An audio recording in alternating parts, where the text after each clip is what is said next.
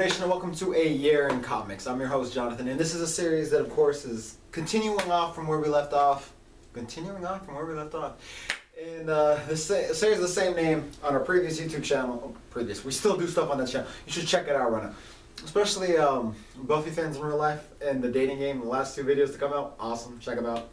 But our other YouTube channel, Bloomer Productions, you should check that out. Please subscribe to both. But we did this over there for 4 episodes called A Year in Comics, where we talk year by year through the history of comics. So we left out there in 1939, so let's jump into 1940. Kind of a big year for the big two. Big year for the big two. I need to work on how I talk. But yeah, it was kind of a big year for the big two. So where do we start? Let's start with, since I'm a Marvel fan, we'll start with DC. So where do we start? Over at DC Comics, they definitely had a big year. They had the creation of The Flash, the creation of Green Lantern, the creation of Captain Marvel, the creation of the Justice Society of America, which was the first team book. So they put their universe together in that book, connecting a whole bunch of different characters. Hawkman, Green Lantern, The Flash, Superman, all these different characters, put them together in a book. That was a cool concept, you know. It's not something you saw a lot back then. Batman got his first sidekick, Robin. Mr. Dick Grayson made his first appearance. They invented the Spectre. Like, DC was doing a lot in 1940. A lot of stuff that we today are still fans of and still like was created in that year. Over at Marvel, kind of along the same career paths in the books, where not as many memorable characters were invented. Like Human Torch got his first sidekick, Toro. First thing, this is his only sidekick.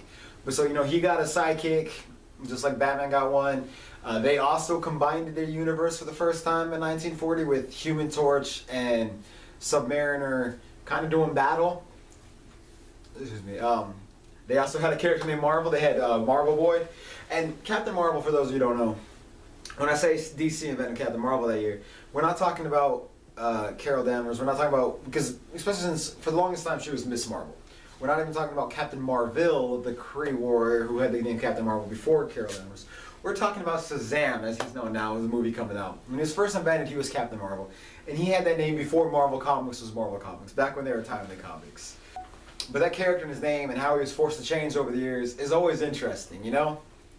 That's why it's cool. There's 2 Captain Marvel movies coming out this year. One's called Shazam and one's called Captain Marvel. From 2 competing different companies. And there's a whole history on that. Maybe for comics one time I'll talk about that. But so, you know, Marvel did a couple of cool stuff. They gave a sidekick, they combined the universes like DC was doing. But they didn't really come out with any memorable characters that year. Like DC was just dropping memorable characters. But what was happening at Marvel that was exciting was Jack the King Kirby came and started working at Marvel Comics. That was the beginning of the year. And at the end of the year, a young kid by the name of Stanley Lieber started working there. And Stanley Lieber, of course, would go on to be the great Stan Lee. So it is very, like, maybe a lot wasn't happening in the books that year at Marvel, but behind the scenes, the seeds of what would be the Marvel Universe were very clearly being born. It's a cool year. So I guess, you know, in front of the pages, DC was killing it, but behind the pages, Marvel was starting its way up to dominance. But yeah, so 1940, you know, it was still kind of the comics were still young. They were still in their infancy, you know. They're not really characters we know today. Like Alan Scott was the Green Lantern at the time. I've never heard of Alan Scott. Jay Garritt, though, was the first Flash. But the Green Lantern itself was invented that year. The Flash, and Jay Garritt is still around. Like, I mean, he's on the Flash TV show. But it was really a good year for them. But yeah, so this was a year in comics. I'm Jonathan. Give us legends.